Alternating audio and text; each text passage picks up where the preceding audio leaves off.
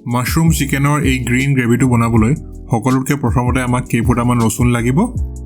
এই ৰচুনখিনি মই অলপ খুন্দি ল'ম। আপোনালোকে পেষ্টটো ইউজ কৰিব পাৰে। এতিয়া মই এটা পিঁয়াজ ল'ম আৰু পিঁয়াজটো এনেধৰণে চপ কৰি ল'ম। একেবাৰে ফাইনলি চপ নকৰিলেও হ'ব। তাৰপাছত মই মাছৰুমখিনি ল'ম। এইবোৰ বাটন মাছৰুম হয়। এই ৰেচিপিটোত বাটন মাছৰুমে ভাল লাগে আৰু মাছৰুমখিনি মই এনেধৰণে সৰু সৰুকৈ চপ কৰি ল'ম। এই চাওক মাছৰুমখিনি চপ কৰা হৈ গ'ল। আৰু এতিয়া মই এটা কেৰাহীত এই মাছৰুমখিনি অলপ সময় ফ্ৰাই কৰি ল'ম।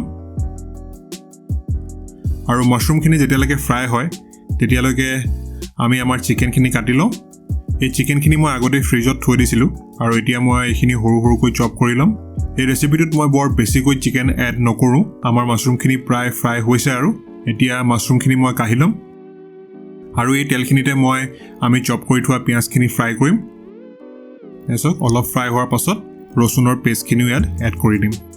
ইয়াত মই চিকেনখিনি এড কৰি দিম আৰু এতিয়া মই এই গোটেই মিক্সচাৰটো অলপ দেৰি সিজাম। মই চিকেনখিনি একেবাৰে ভালদৰে বনাই ল'ম, কিয়নো মাছৰুমখিনি এড কৰাৰ পাছত আকৌ চিকেনখিনি বনাব নোৱাৰিম। মাছৰুমখিনি সিজিবলৈ বহুত কম সময় লাগে। সেয়েহে মাছৰুম এড কৰাৰ পাছত যদি চিকেনখিনি বনাওঁ তেতিয়াহ'লে মাছৰুমখিনি অভাৰ কুক হৈ যাব পাৰে।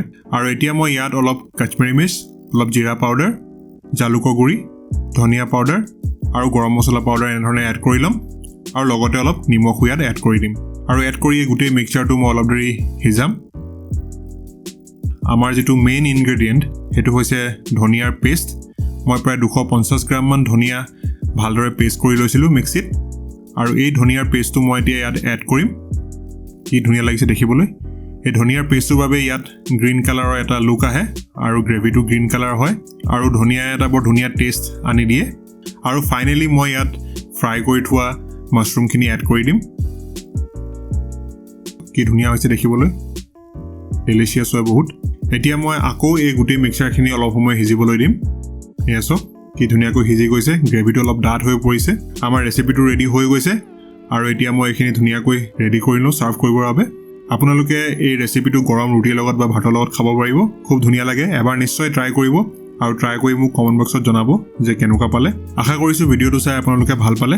যদি ভিডিঅ'টো চাই ভাল পালে তেনেহ'লে এই ভিডিঅ'টো লাইক কৰক, শ্বেয়াৰ কৰক আৰু আমাৰ চেনেলটো যদি এতিয়াও ছাবস্ক্ৰাইব কৰা নাই তেনেহ'লে ছাবস্ক্ৰাইব কৰি লওক আৰু লগতে বেল আইকনটো প্ৰেছ কৰি দিয়ক যাতে আহিবলগীয়া সকলো ভিডিঅ'ৰ নটিফিকেশ্যন আপোনালোকে পাই থাকে। আজিলৈ ইমানতে সামৰিছোঁ। আকৌ লগ পাম এটা নতুন ভিডিঅ'ত এটা নতুন টপিকৰ সৈতে। Bye bye.